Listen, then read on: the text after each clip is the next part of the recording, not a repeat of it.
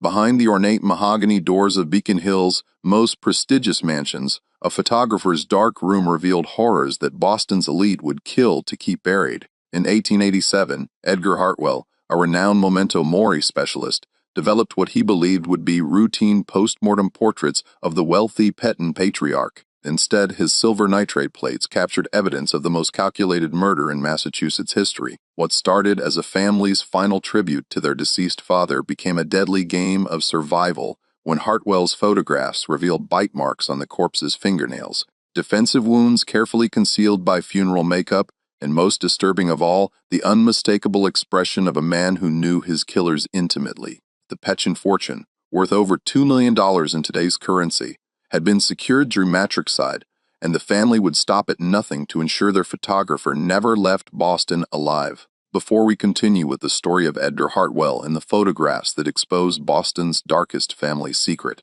make sure to subscribe to our channel and let us know in the comments what state you're listening from. Now, let's discover how a simple memorial session became a fight for survival in the gaslit streets of Victorian Boston. The winter winds of 1887 howled through Boston's cobblestone streets, carrying with them the scent of coal smoke and the whispered scandals of high society. Beacon Hill stood as the crown jewel of New England aristocracy, where families like the Pembertons had built their empires through shipping, textile mills, and the blood money of questionable business practices. The neighborhood's federal-style mansions with their distinctive purple-paned windows and wrought-iron balconies housed secrets as old as the Republic itself. Edgar Hartwell had established his photography studio on Washington Street 3 years prior, specializing in the delicate art of memento mori photography. In an era when death was a constant companion and medical photography was still in its infancy, families of means sought to preserve their final moments with departed loved ones through carefully composed post-mortem portraits. Hartwell's reputation had grown among Boston's elite, not merely for his technical skill with the large format cameras and silver nitrate development process, but for his discretion and sensitivity during families' most vulnerable moments. The photographer was a methodical man in his early 40s, with calloused hands stained permanently by developer chemicals and eyes that had witnessed more grief than most clergymen. His studio occupied the second floor of a narrow brick building where heavy velvet drapes blocked the harsh New England light and allowed him complete control over his illumination. The workshop was arranged with scientific precision, developing trays arranged by size, bottles of chemicals labeled in his careful handwriting, and glass plates stored in felt-lined boxes to prevent the slightest scratch that could ruin hours of work. Hartwell took pride in his craft, understanding that these portraits often became families' most treasured possessions, displayed prominently in parlors as both memorial and proof of their devotion to the deceased. His clientele consisted primarily of Boston's established families, those whose names appeared regularly in the society pages, and whose influence extended from the State House to the exclusive Somerset Club. These were people who valued tradition and appearance above all else, who understood that a proper memorial portrait was as essential as an elaborate funeral service. Hartwell had photographed the deceased patriarchs of shipping dynasties, the beloved matriarchs of banking families, and the tragic young victims of consumption who had succumbed despite their family's wealth and the best medical care money could buy. Boston in 1887 was a city caught between old traditions and industrial progress. The Back Bay had been filled and developed into a showcase of Victorian architecture, while the harbor bristled with steamships bringing immigrants and goods from across the Atlantic. Electric street lights were beginning to appear on major thoroughfares, though most residential areas still relied on gas lamps that cast dancing shadows and created pools of amber light in the evening darkness. Telegraph lines crisscrossed the city like a metallic web, carrying news and business communications at unprecedented speed. Yet beneath the veneer of prosperity and progress, the established families clung fiercely to their social positions, their wealth, and their secrets. Marriage was business, inheritance was warfare, and reputation was everything. The nouveau re-industrialists might build grander mansions and throw more elaborate parties, but they could never quite achieve the social acceptance that came with generations of Boston pedigree. This tension between old money and new created an atmosphere of constant competition and barely concealed hostility among the city's elite. The Petton family embodied this complex dynamic perfectly. Cornelius Petton had built his fortune through a combination of shrewd investments, strategic marriages, and business practices that would have scandalized the public had they ever come to light. His textile mills employed hundreds of immigrant workers under conditions that barely met legal standards, while his shipping interests had profited handsomely from trade routes that skirted the edges of international law. By 1887, at age 73, Cornelius controlled an empire worth nearly $40,000, making him one of the wealthiest men in Massachusetts. His influence extended far beyond mere financial holdings. Cornelius served on the boards of 3 banks, held significant interests in the Boston and Maine Railroad, and maintained silent partnerships in several of the city's most prestigious law firms. Politicians sought his endorsement. Ministers welcomed his generous contributions, and business rivals feared his capacity for economic warfare. He had survived the Panic of 1873, emerging stronger while lesser men faced bankruptcy, and his reputation for ruthless efficiency was matched only by his family's social prominence. His Beacon Hill mansion reflected this prosperity in every detail. The 4-story brownstone featured hand-carved marble staircases imported from Italy, crystal chandeliers from Vienna that scattered rainbow light across polished surfaces, and a library containing first editions that scholars would have killed to examine. Persian rugs covered floors of Honduras mahogany, while oil paintings by European masters adorned walls covered in hand-printed silk wallpaper from France. The house employed 12 full-time servants, from the Irish cook who had worked for the family for 2 decades to the German butler who managed the household with military precision. The telegram arrived at Hartwell's studio on a gray February morning, delivered by a boy whose boots left muddy prints across the photographer's carefully maintained floors. The message was brief and formal. Cornelius Petton, deceased. Family requests immediate memorial photography. Highest compensation assured. Petton residence, Beacon Hill. Urgent attention required. Omi, the paper bore the Petson family seal, pressed into dark blue wax with the authority of generations.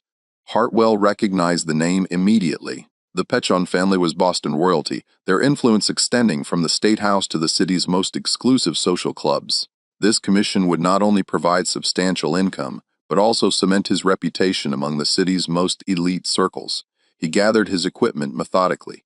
The large format camera with its brass fittings and leather bellows, glass plate holders wrapped in felt, bottles of developer and fixers sealed with cork and wax, and the portable lighting apparatus that allowed him to work in clients' homes. The journey to Beacon Hill took him through streets lined with elm trees whose bare branches created intricate patterns against the overcast sky. Horse-drawn carriages navigated the cobblestones carefully, their wheels creating a rhythmic clatter that echoed off the brick facades of federal-style townhouses. Gas lamps stood like sentinels along the sidewalks, their glass globes fogged with condensation from the morning's humidity. The Petton mansion stood like a fortress against the gray February sky, its windows reflecting the bare branches of elm trees that lined the street. 4 stories of dark brownstone rose from a foundation of granite blocks, each floor marked by rows of tall windows framed in white painted wood. Iron railings decorated with intricate scrollwork guarded the front steps, while a brass nameplate beside the heavy oak door proclaimed the family's residence with understated authority. Hartwell knocked on the door, his breath forming small clouds in the bitter air. The sound echoed within the house, followed by the measured footsteps of someone approaching. The butler who answered was a thin, nervous man with prematurely gray hair and hands that trembled slightly as he took the photographer's coat. His movements carried the precision of long service, yet there was an underlying tension in his posture that spoke of recent stress. "Mr. Hartwell, I presume," the butler said, his German accent barely detectable after years of careful cultivation. "I am Wilhelm Krauss." The family is distraught, as you might imagine. They are gathered in the morning room, but Mr. Pachen's remains are prepared in the master bedroom. The house felt oppressive despite its grandeur. Heavy draperies blocked most natural light, while gas fixtures cast dancing shadows on the walls papered in deep burgundy silk. The air carried a mixture of expensive cologne, fresh flowers from the conservatory, and something else, a metallic scent that Hartwell's experience told him was likely the result of hasty embalming. The floors creaked softly under their feet, despite the thick Persian carpets, and every surface gleamed with the kind of meticulous polish that required an army of servants. As they climbed the marble staircase, its banister carved from a single piece of mahogany and polished to mirror brightness, Krauss spoke in hushed tones about the family's grief and their desire for privacy during this difficult time. His words carried the practiced cadence of a man accustomed to managing visitors during times of crisis. Yet there was something forced about his manner, as if he were reciting lines from a play rather than expressing genuine sentiment. The second-floor corridors stretched in both directions, lined with portraits of Petchon ancestors, whose stern faces seemed to follow their progress.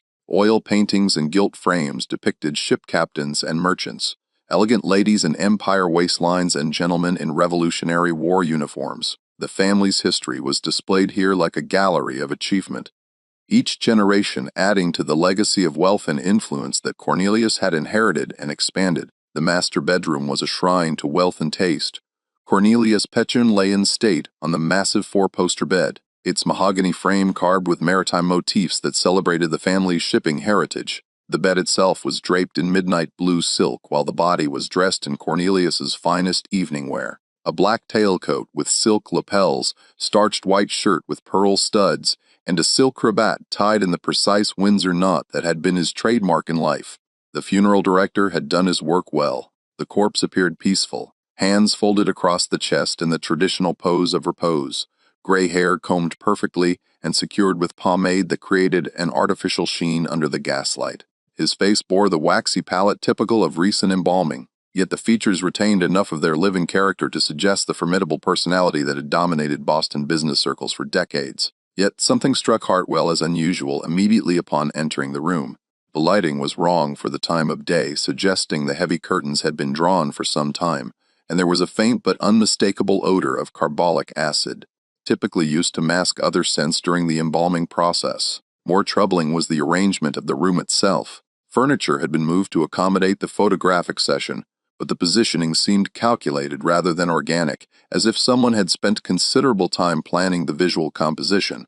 The family has specific requests for the positioning, Krauss explained, consulting a piece of paper with handwritten notes in what appeared to be Margaret Petchon's careful script. They wish to be photographed individually with Mr. Petchon, each in poses that reflect their special relationship with the deceased. As if summoned by this explanation, the family members began arriving in the bedroom one by one. Hartwell had encountered grief in many forms during his career, but the Petchon family's behavior struck him as peculiar from the start.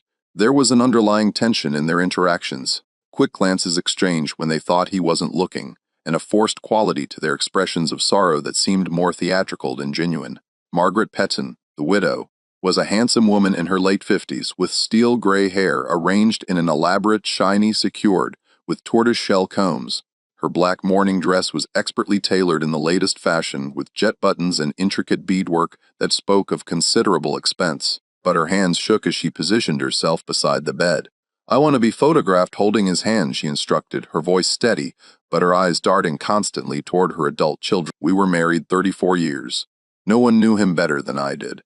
The photography session extended well into the afternoon as each family member insisted on multiple poses and specific arrangements. Hartwell worked methodically, adjusting his lighting apparatus and carefully measuring exposure times for each shot.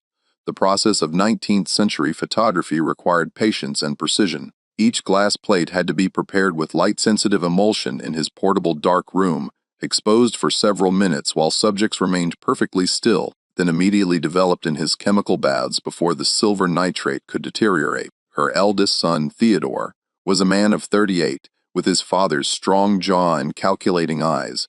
Though his features lacked the paternal authority that had made Cornelius so formidable in business circles, his morning attire was impeccable: a black frock coat tailored on Savile Row, silk vest with obsidian buttons, and polished Oxford shoes that reflected the gaslight. Yet Hartwell noticed mud on those expensive shoes, despite the butler's earlier efforts to clean the floors, suggesting Theodore had been outdoors recently in weather that would soil such fine footwear. "I should be photographed with my hand on his shoulder," Theodore declared, his voice carrying the entitled tone of a man accustomed to having his wishes obeyed without question. As his heir and business partner, I was his right hand in all things. The positioning he requested placed him in a dominant stance beside the bed, his hands resting possessively on Cornelius's shoulder, in a gesture that seemed more about claiming ownership than expressing grief. The youngest son, Frederick, barely 25 and bearing little resemblance to his older brother, fidgeted nervously as he waited his turn. Where Theodore projected confidence and authority, Frederick appeared anxious and uncomfortable,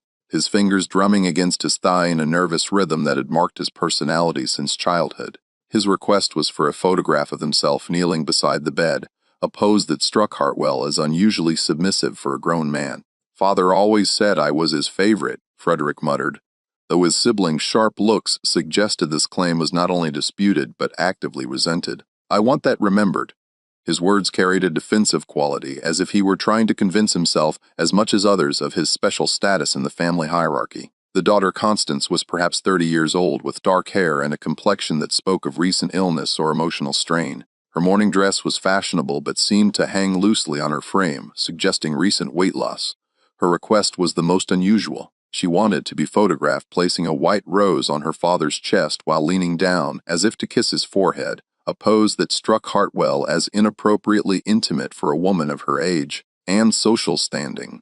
"Daddy always called me his little princess," she said, her voice breaking convincingly with what appeared to be genuine emotion, "even when I disappointed him with my choice of husband." This reference to marital difficulties added another layer to the family's complex dynamics, suggesting personal conflicts that extended beyond mere business disagreements. As Hartwell set up his equipment for each individual portrait, he couldn't shake the feeling that he was witnessing a performance rather than genuine grief. Each family member seemed more concerned with their pose and its implications than with mourning their patriarch. They spoke in careful, measured tones when addressing him, but their whispered conversations among themselves carried undercurrents of tension and barely concealed hostility. Moreover, there was something about Cornelius Petton's appearance that troubled the photographer's experienced eye.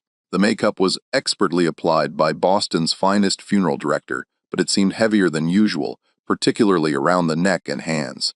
The positioning of the body, while technically correct for memorial photography, seemed somehow artificial, as if the limbs had been arranged rather than falling naturally into their final pose.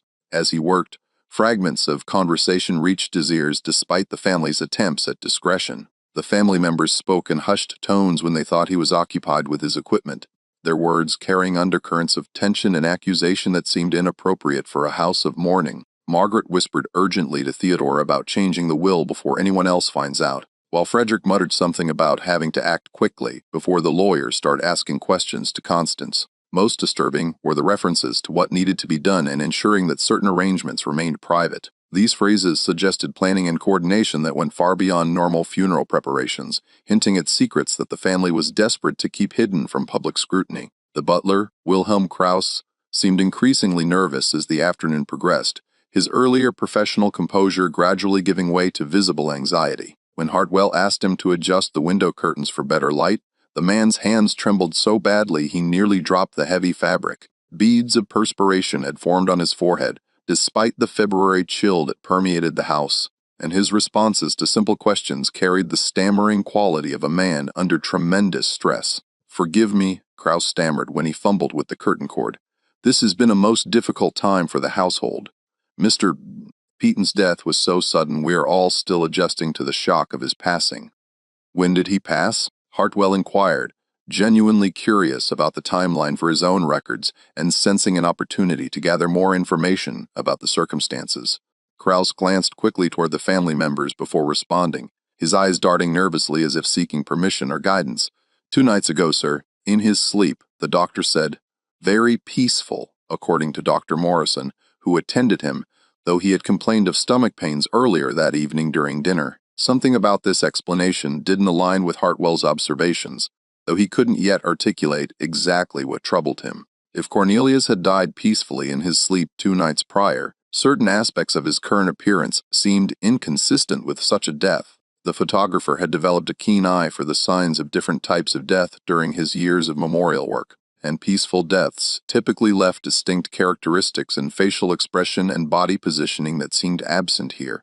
As the afternoon wore on and the photographic session neared completion, Hartwell began preparing to develop the first batch of plates in the mansion's converted pantry, which would serve as his temporary darkroom. The servants had cleared the space and installed the necessary equipment according to his specifications, creating a light, tight environment where he could process the glass plates with the toxic but essential chemicals of his trade. The development process itself was almost meditative for Hartwell, a ritual he had perfected through years of practice.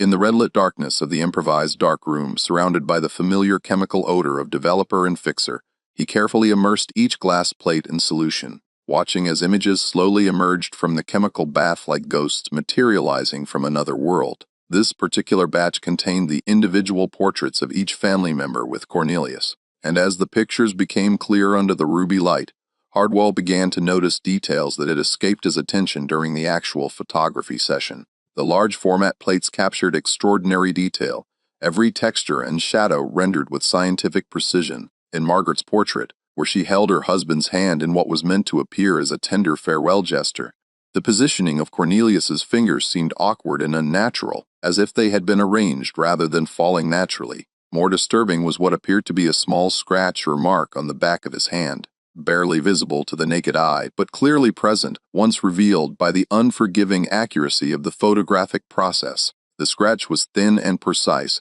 consistent with fingernail marks rather than accidental injury. Its location suggested defensive movement, the kind of mark that might result from someone trying to pull their hand away from an attacker. Hartwell studied the image carefully, using his magnifying glass to examine every detail, and concluded that the mark was definitely ante-mortem, created while Cornelius was still alive and struggling. Theodore's photograph, with his hand resting possessively on his father's shoulder, captured something even more unusual. The fabric of Cornelius's jacket appeared to be pulled or torn slightly at the shoulder seam, damage that would have been invisible without the magnification provided by the camera's precise optics. More significantly, there was what looked like a small stain on the collar that the funeral makeup hadn't quite concealed, a discoloration that appeared organic rather than accidental. The stain was dark and had penetrated the fabric in a pattern consistent with dried blood. Its location near the neck area was particularly troubling, suggesting injury to a vital area that could have contributed to death. Hartwell had seen enough violence in his work with the police department's occasional forensic photography to recognize the signs of trauma when they appeared. But it was Frederick's portrait that made Hartwell's blood run cold and forced him to sit down heavily in the dark room, single chair, in the kneeling position beside the bed. The angle of the photograph revealed Cornelius's profile more clearly than any of the other shots, capturing details that had been obscured by the lighting during the actual session. What Hartwell saw there defied the explanation of a peaceful death and filled him with growing horror. The expression on the dead man's face was not one of repose, but of unmistakable terror and anguish. His mouth was slightly open, not in peaceful sleep, but as if he had been gasping for air in his final moments. His eyes were not quite fully closed, and beneath the funeral director's careful makeup, there was a tension in his facial muscles that spoke of a death that had been anything but peaceful. The angle also revealed what appeared to be bruising around the neck area, marks that had been carefully concealed by the high collar of his burial shirt. Most disturbing of all was the positioning of Cornelius's hands in Frederick's photograph. While they appeared formally folded in other shots, this angle revealed that the fingers were actually clenched into fists, the knuckles white with rigor mortis. This was not the relaxed pose of natural death, but the defensive position of someone who had fought for their life in their final moments. As Hartwell hung the developed plates to dry, his mind raced through the possibilities and implications of what he had discovered. His professional experience told him that these physical signs were inconsistent with natural death, particularly the peaceful passing that the family and their doctor had described. The scratches, the torn clothing, the expression of terror, the clenched fists, all pointed to a struggle, to a death that had been violent despite the careful preparation of the body for viewing. The following morning brought fresh snow to Boston, muffling the city's sounds and creating an atmosphere of hushed expectancy that seemed to mirror Hartwell's own sense of foreboding. He arrived early at his studio, eager to examine the developed photographs more closely in proper lighting, and with the full range of his analytical equipment. What he discovered in those silver nitrate images would haunt him for the remainder of his life and change his understanding of the Pechon family forever. Under the powerful magnifying glass he used for detailed print work, the evidence became not just suggestive but undeniable. Cornelius Pechon's hands showed clear defensive wounds, small cuts and scratches that suggested he had fought desperately for his life in his final moments. The pattern and depth of these marks indicated struggle against human attackers rather than accidental injury or medical intervention. The staining on his collar, barely visible to the naked eye, but captured with merciless clarity by the photographic process, was definitely blood that had been hastily cleaned, but not completely removed. Chemical analysis would have confirmed this suspicion, but Hartwell's experienced eye needed no such verification. The pattern and color were unmistakable to someone who had documented crime scenes for the police department. Most damning of all was a detail in Constance's portrait that had escaped notice initially, hidden by the angle and lighting during the actual photography session. As she leaned down to place the white rose on her father's chest, the camera's perspective had captured a clear view of Cornelius's neck area, where her pose had inadvertently displaced the high collar of his burial shirt. There, partially concealed by funeral makeup, but clearly visible in the photograph's unforgiving detail, was what appeared to be finger-shaped bruising consistent with manual strangulation. The bruises formed a pattern that suggested prolonged pressure from strong hands, the kind of marks that would result from someone being strangled slowly and deliberately rather than quickly overwhelmed.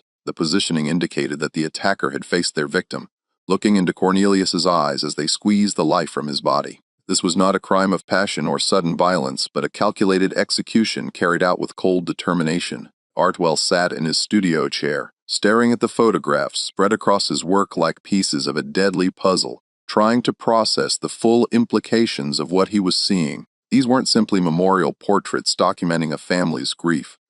They were evidence of murder, captured forever in silver and glass by his own unwitting hand. The Petchin family hadn't hired him to memorialize their patriarch. They had unknowingly hired him to document their crime in excruciating detail. The implications were staggering and dangerous. If Cornelius Petchin had been murdered by his own family, the motive was clearly financial, but the stakes went far beyond simple inheritance. The Piton fortune was substantial enough to drive people to desperate measures, and Hartwell recalled the whispered conversations about wills and legal arrangements that he had overheard during the photography session. This wasn't just about money. It was about power, social position, and the kind of influence that shaped cities and states. As he pondered his next move, weighing his moral obligations against the very real physical danger he now faced, a knock at his studio door interrupted his thoughts. Through the frosted glass, he could see the silhouette of a well-dressed man wearing an expensive overcoat and carrying a gentleman's walking stick. Hartwell opened the door to find Theodore Piton standing on his threshold, hat in hand, and an expression of forced concern on his handsome features. "Mr. Stone," Hartwell Theodore began, his voice carrying the practiced charm of a man accustomed to getting his way through a combination of social pressure and barely concealed threats. "I wanted to personally thank you for your sensitivity yesterday. This is a difficult time for our family, as I'm sure you understand from your experience with other bereaved clients." "Of course," Hartwell replied carefully, stepping back to allow Theodore into the studio while mentally calculating the distance to the drawer, where he kept a loaded revolver for protection against the occasional violent criminal who might object to his police photography work. Theodore's eyes swept the studio with the calculating gaze of a man taking inventory, noting the photographic equipment, the works where Hartwell processed his images, and the locked cabinet where he stored completed photographs. His attention lingered on the developing area, as if trying to determine whether the previous day's work had been completed and what evidence might already exist. "Actually, that's why I'm here," Theodore continued, removing his gloves with deliberate slowness. "My family has been discussing the matter extensively, and we've decided that we would prefer to keep the photograph strictly private. Family only, you understand. We're prepared to pay you handsomely for your discretion and for all copies of the images, including any plates or negatives you may have produced." The offer was generous, more money than Hartwell typically earned in several months of regular work, but Theodore's manner was wrong, too casual for a grieving son, too calculating for someone making a simple business arrangement. Moreover, the request itself was highly unusual. In Hartwell's experience, families commission memorial photographs specifically to display them, to share them with friends and relatives as a way of honoring the deceased and demonstrating their devotion. "I appreciate your consideration," Hartwell said diplomatically, buying time while his mind raced through his options. "However, I do keep copies of all my work for portfolio purposes. It's standard practice in my profession, and many of my clients specifically request that their portraits be available for viewing by other potential customers." Theodore's expression hardened almost imperceptibly, the veneer of grief and courtesy slipping just enough to reveal the calculating mind beneath. "I'm afraid that won't be acceptable, Mr. Hartwell. My family values privacy above all else, particularly during our time of mourning. I'm sure you can understand our position and make an exception to your usual practices." There was something in Theodore's tone that made Hartwell deeply uncomfortable. A subtle shift from request to demand that carried the weight of social pressure and implied consequences. This wasn't a negotiation between equals.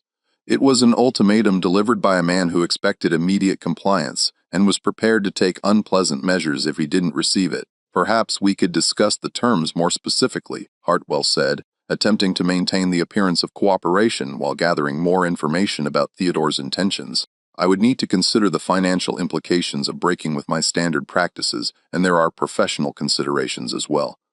Theodore smiled, but the expression never reached his eyes, which remained cold and calculating as they continued to study the studio's layout. Of course, take your time to consider our offer, but please understand that time is somewhat limited. I'll return tomorrow for your answer. He paused at the door, turning back with an afterthought that felt anything but casual.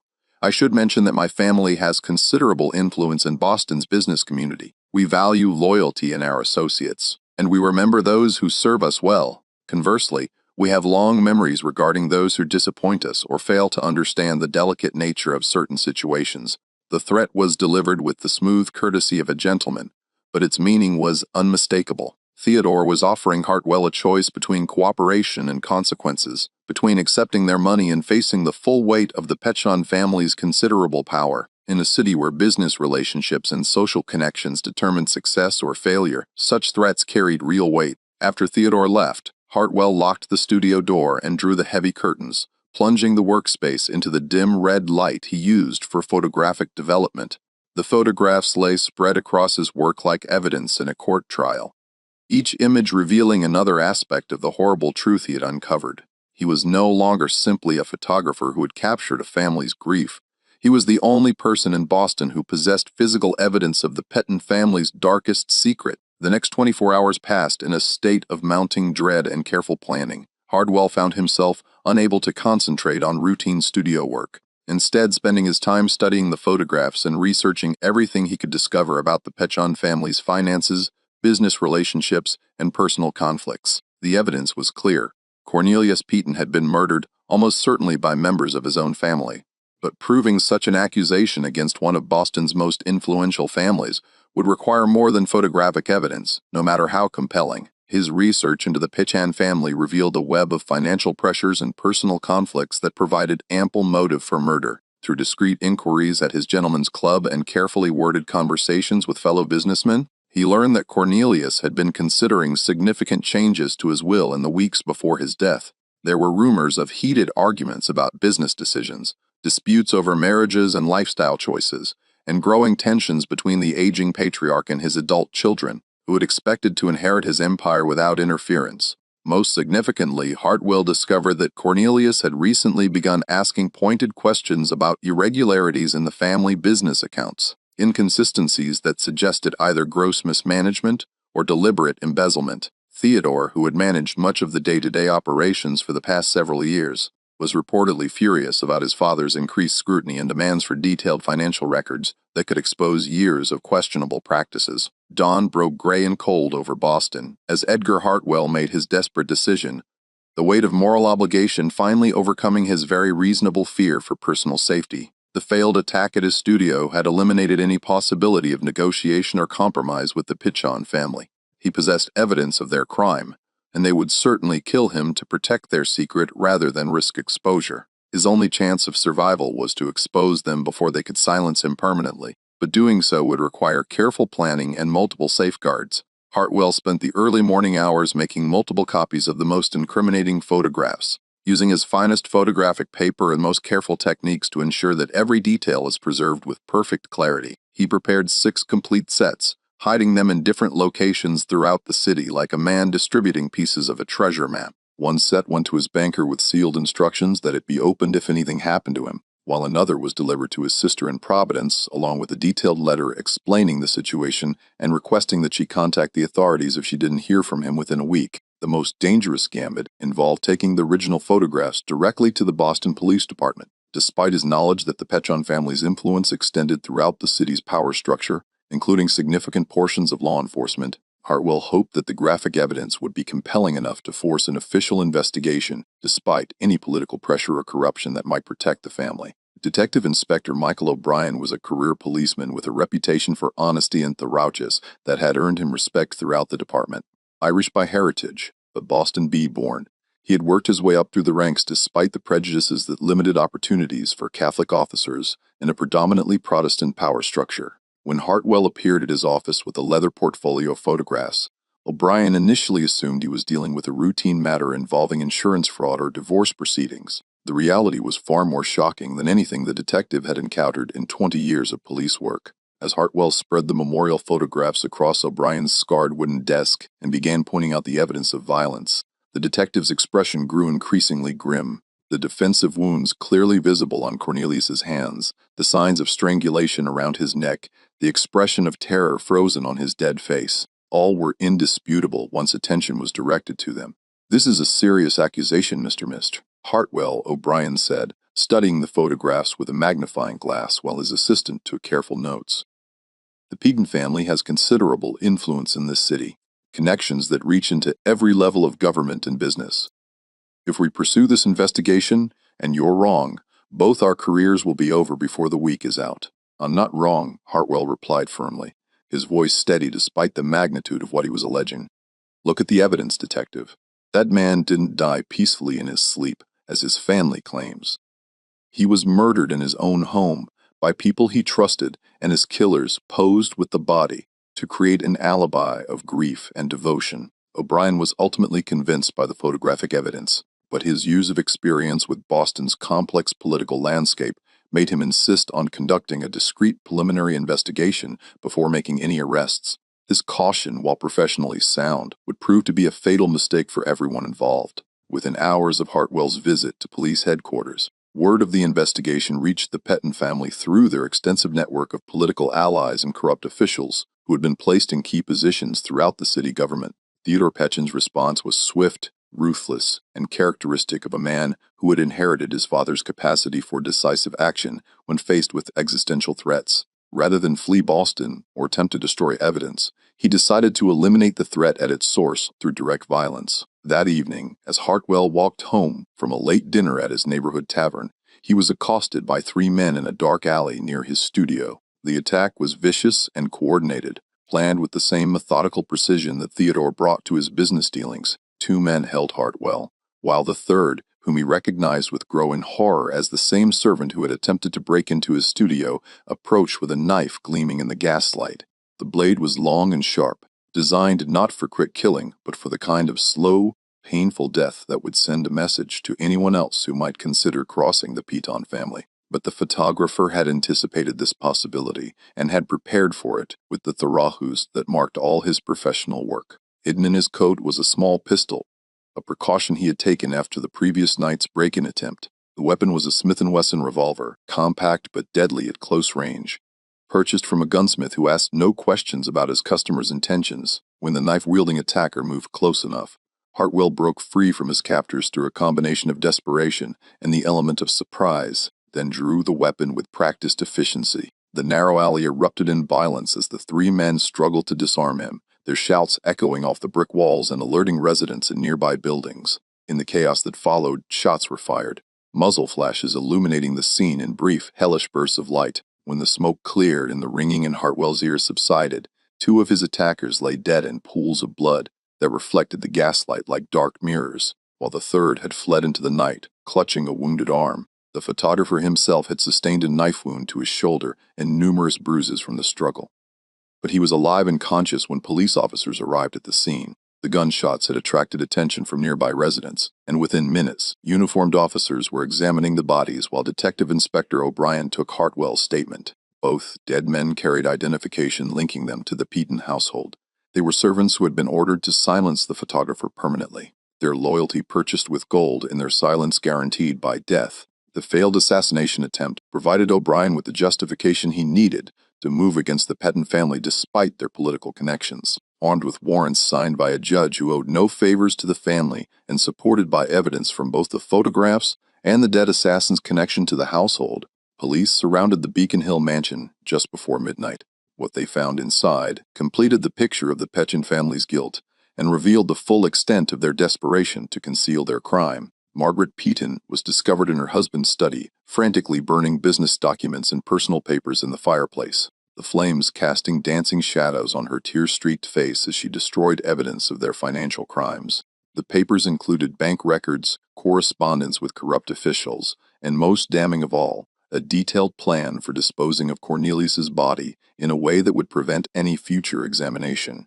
Theodore was found attempting to flee through the mansion's service entrance, carrying a leather satchel filled with gold coins and bearer bonds worth thousands of dollars. His plans had included immediate departure for New York, then passage on a steamship to Europe, where the family's crimes would be beyond the reach of American law. The discovery of travel documents and tickets confirmed that the entire family had been prepared to abandon their lives in Boston rather than face justice. Frederick and Constance were located in the mansion's wine cellar, where they had been hiding since learning of their hired killer's failure earlier that evening. Both were in a state of near hysteria, Frederick weeping uncontrollably, while Constance maintained the rigid composure that had characterized her behavior throughout the ordeal. Among their possessions, police found additional evidence, including Cornelius's original will, which would have left the majority of his fortune to charitable causes rather than his family. The arrest of Boston's most prominent family sent shockwaves through the city's social elite and dominated newspaper headlines for weeks. As news of the murder spread beyond the immediate circle of witnesses and investigators, other dark secrets began to surface, like bodies rising from deep water. The family's business practices were revealed to be far more corrupt than anyone had suspected, involving embezzlement, fraud, and systematic exploitation of immigrant workers who had no legal recourse against their powerful employers. The trial of the Pechon family became the most sensational legal proceeding in Boston's history, drawing spectators from across New England and newspaper correspondents from major cities throughout the country. Edgar Hartwell's photographs served as the primary evidence, their stark black and white imagery, telling the story of murder more effectively than any witness testimony could have achieved. The images were displayed on easels in the courtroom, allowing jurors to examine every detail of the violence that had been inflicted on Cornelius Pemberton. The defense attorneys, among the finest legal minds that money could retain, argued desperately that the images were misleading, that the apparent signs of violence could be explained by natural post-mortem changes or standard embalming procedures. They brought in medical experts who testified about the effects of rigor mortis and the chemical processes that occurred after death, attempting to create reasonable doubt about the photographic evidence. However, the prosecution's case was strengthened by additional evidence uncovered during the investigation that followed the family's arrest. The family physician who had signed Cornelius's death certificate was revealed to have been paid a substantial sum to falsify the cause of death, his bank records showing a deposit of $500 made the day after the alleged natural death. Under pressure from prosecutors, he eventually confessed to the falsification and agreed to testify against his former clients. Wilhelm Krauss, the German butler whose nervous behavior had been noted by Hartwell during the photography session, proved to be the prosecution's most valuable witness. Facing charges as an accessory to murder, he agreed to provide detailed testimony in exchange for immunity from prosecution. His account of the murder was methodical and damning, delivered in heavily accented English that nonetheless conveyed the horror of what he had witnessed. According to Krauss's testimony, the family had gathered for dinner on the night of February 14, 1887, ostensibly to celebrate Cornelius's 73rd birthday. The patriarch had become increasingly suspicious of irregularities in the family business accounts over the preceding weeks and had announced his intention to conduct a comprehensive audit that would certainly expose years of embezzlement and fraud. More immediately threatening to his family's interests, he had declared his intention to change his will, cutting off those family members he believed were stealing from him and leaving the majority of his fortune to charitable causes. The murder itself was a collaborative effort that demonstrated the family's capacity for calculated evil. Margaret had prepared a special birthday cake, incorporating enough arsenic to make her husband violently ill, but not immediately fatal. The poison was intended to create the symptoms of natural illness that would explain his subsequent death. As Cornelius writhed in agony from the poison, doubled over with stomach cramps and nausea, Theodore had strangled him with a silk necktie, while Frederick and Constance held his arms to prevent him from defending himself. The death had been agonizing and terror-filled, lasting several minutes as Cornelius realized that his own family was murdering him for his money. His final moments were spent looking into the faces of the people he had loved and provided for, understanding at last the depth of their greed and the price of his trust. The defensive wounds on his hands had been inflicted as he struggled desperately against his children's grip, while the expression of terror captured in Hartwell's photographs reflected his final realization of their betrayal. The family's plan had been simple but effective, relying on their social position and the natural reluctance of authorities to question the powerful. They would claim that Cornelius had died peacefully in his sleep after complaining of stomach pains, produce a medical certificate confirming natural causes, and proceed with a quick private funeral that would preclude any detailed examination of the body. The memorial photographs were intended to support their narrative of grief and devotion, creating a visual record that would deflect any future suspicions about their father's death. They had not anticipated that their photographer would possess the skill and experience to recognize the signs of murder preserved in silver and glass, nor that he would have the moral courage to pursue justice despite the personal risk and professional consequences. The very technology they had employed to create false evidence of their innocence had instead documented their guilt with scientific precision. The verdicts were unanimous and swift. Margaret Theodore and Constance Patchen were found guilty of first-degree murder and sentenced to death by hanging, their execution scheduled for the following autumn. Frederick, whose participation had been limited to restraining his father during the strangulation, received a sentence of life imprisonment with the possibility of parole after 25 years. The family's vast fortune was seized by the state under laws governing criminal forfeit, eventually being distributed to various charitable causes after legal expenses were paid. The executions were carried out on a gray October morning in 1888, witnessed by a crowd of spectators that included many of Boston's social elite who had once considered the Pemberton their equals. Margaret maintained her composure to the end, while Theodore and Constance required physical support to mount the scaffold. Their deaths marked the end of one of New England's most prominent families and served as a stark reminder that wealth and social position offered no protection against the consequences of evil. Edgar Hartwell survived his injuries and continued his photography business, though he never again accepted commissions for memorial portraits. The trauma of discovering murder through his art had fundamentally changed his relationship with death and photography, leaving him unable to view deceased subjects without searching for signs of violence or foul play. He focused instead on landscape and architectural work, finding peace in subjects that could not conceal hidden horrors or family secrets.